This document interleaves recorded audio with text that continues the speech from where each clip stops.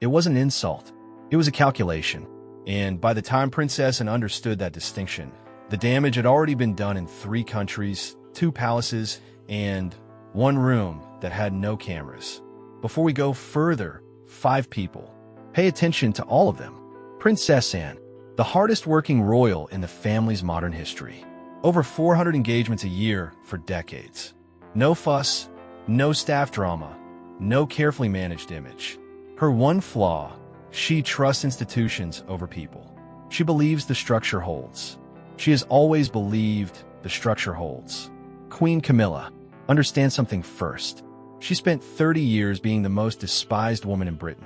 30 years of protest signs outside her car window. 30 years of being the reason. That kind of decades-long invisibility, not invisibility, worse, visibility as a villain, does something to a person. It builds armor, and armor eventually becomes the person wearing it. Lady Fiona Hardcastle, Camilla's senior aide, 12 years in the role. She knows where every body is buried, figuratively. She is loyal. She is also the kind of loyal that has started quietly to cost her sleep.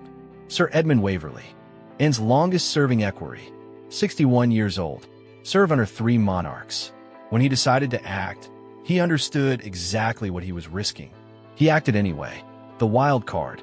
You'll know her when she appears. For now, she was in the room when it began. She told no one. She had her reasons. The photograph was taken at 11:14 a.m. on Thursday. An official engagement.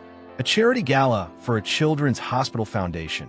Anne's patronage, 22 years running. Camilla arrived 14 minutes late. Protocol places the senior royal first on the steps, and had been standing there in the November wind for those 14 minutes. Her face gave nothing away. Her jaw set. The muscle below her ear pulsed once, twice, then stilled. They walked in together. That was the last ordinary moment. The seating arrangement was wrong. Not accidentally wrong, specifically wrong, and had been placed at the secondary table, 3 rows from the dais. Her name card had been moved. Someone had moved it. The charity coordinator, a woman named Blythe who had worked with Anne for 11 years, caught Anne's eye across the room and gave the smallest shake of her head. "I didn't do this," and sat where the card told her to sit. She said nothing, but that wasn't what broke her. What broke something, not her, something around her, something she relied on, was the speech. Camilla's remarks acknowledged every patron in the room. She named 11 individuals, and whose foundation had funded this wing, whose signature was on the original endowment papers, whose name was on the plaque outside the children's ward, was not among them. A pause. The room noticed. Rooms always notice.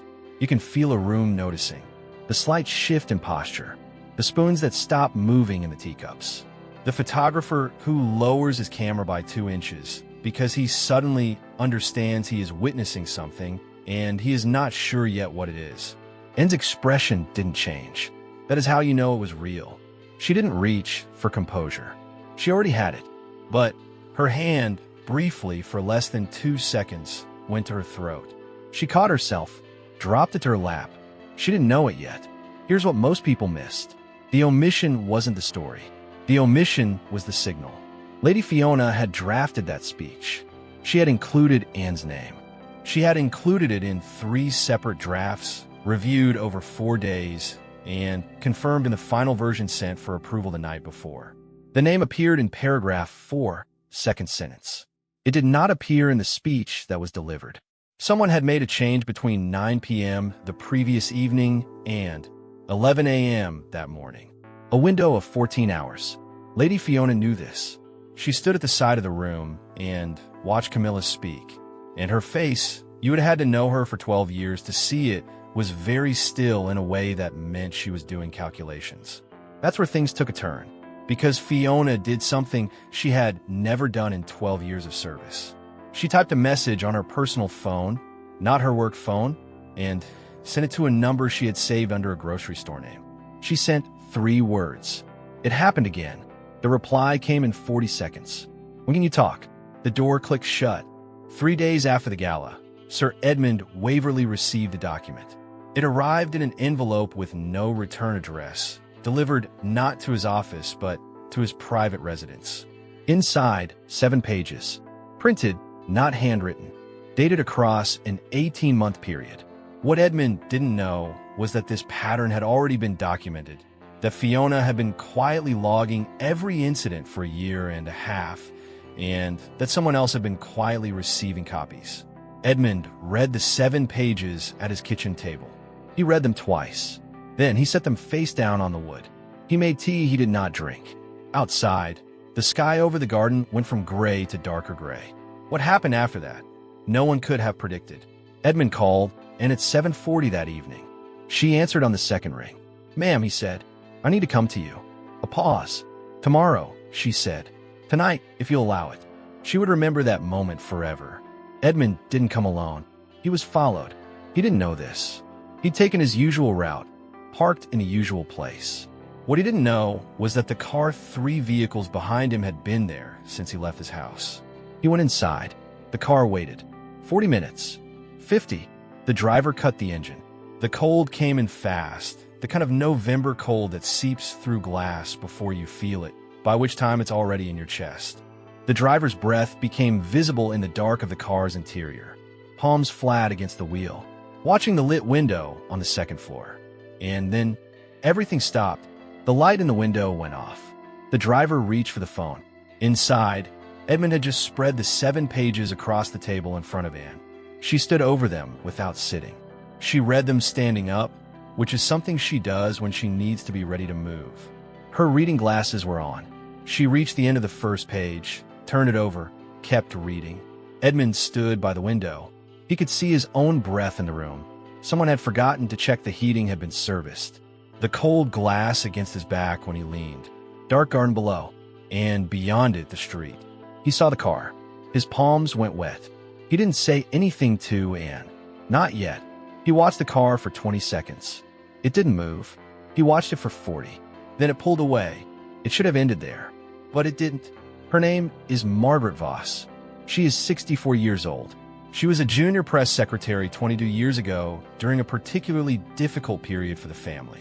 She left royal service quietly. She has written nothing, said nothing, appeared in no documentaries. She has been, by every visible measure, invisible. She was at the gala, back table, near the fire exit. She had been invited as a guest of the charities board, on which she now sits. She heard the speech. She heard the omission. She had heard the omission before, in a different form, in a different year, directed at a different person. And that's when everything changed. What no one knew, what Fiona had been sending to that grocery store number, what Edmund had received but not yet understood the source of, was that Margaret Voss had been the one assembling the file. For 18 months, quietly, alone in a room with printed records and a calendar and a patience that only comes from having already lost something once and having decided it would not happen again. She didn't call anyone that night. She sat in her car in the charity's car park for 11 minutes. Then she drove to a printer, printed one more copy of the full document, 93 pages, not 7, and sealed it in a brown envelope. She didn't know it yet, but someone else did. For days later, a private sitting room, an undisclosed location, not a palace, not an official residence, a fire that had been lit earlier but was burning low now. No staff, no cameras, no protection officers beyond the door. For people, Anne, Camilla, Fiona, Edmund, the 93-page document was on the table. No one had touched it. It sat there the way evidence sits, not accusing, simply existing, which is worse. Fiona had been the one to arrange this meeting. She had told Camilla it was a scheduling matter. She had told Anne the same thing. Neither had been told the other would be there. When Camilla walked in and saw Anne standing by the window, something crossed her face, not shock, something beneath shock, something that looked like a person recognizing the road they are on.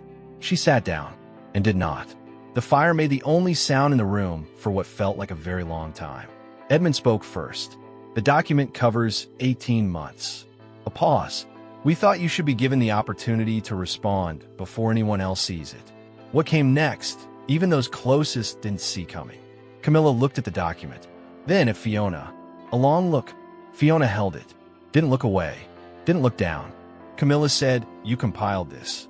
Not a question. Fiona said, "Yes, ma'am." Another silence, and turned from the window. "Why?" Her voice was level, flat as slate. "Not Fiona. You." "Why?" Camilla was quiet for a moment. Then she said, "Because when you have spent 30 years being the reason every room changes when you enter it, you learn to control rooms before they can change." A pause. It was not personal. It was never personal. It was my name, and said, "I know." On the building I funded. "I know." Silence. No screaming. No raised voices. The fire burned lower. Outside the single window, the afternoon was already going dark at 3 o'clock in the way English winters do. Not gradually, just suddenly less light, and then less, and then none. Edmund set his hand flat on the document. "What happens with this," he said, "is a decision for people with more authority than I have." He looked at both women. "But it exists now. That's the thing about documents. They exist." The clock kept ticking. Nothing else moved. Fiona stood up last. She walked to the door, paused with her hand on the frame. She did not say anything. She didn't need to. The door clicked shut, 3 places, that same evening, and stood at the window of her private study. The glass was cold where her palm pressed against it. Below, the dark of the garden, the wet gravel, the gate that led to the road. She stood there for a long time, not watching anything in particular, just standing in the way that people stand when they're trying to understand how they arrive somewhere. On the desk behind her, a draft letter to the charity.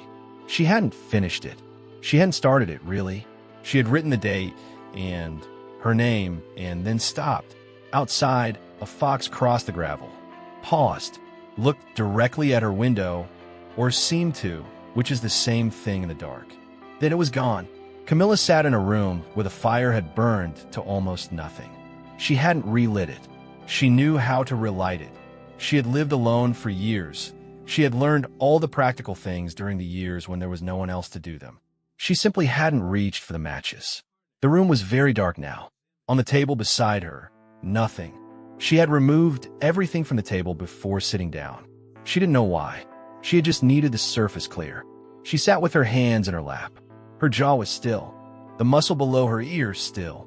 She was, in the dark, very composed. That was the thing about armor. It doesn't come off at the end of the day. Margaret Voss sat in a corridor outside a solicitor's office in central London. Plastic chair, overhead light that buzzed very faintly. She was holding a copy of the document in a brown envelope on her knee. She had been there for 20 minutes. Her appointment was in 10 more. She looked at the envelope. She looked at the buzzing light.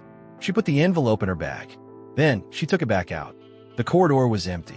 Her footsteps, when she'd walked in, had echoed off the floor. No one else was here. She was not alone. It wasn't an insult. It was a calculation. And now you know what was being calculated. And by whom. And how long the math had been running. And none of them, not one, came out of that room the same as they walked in.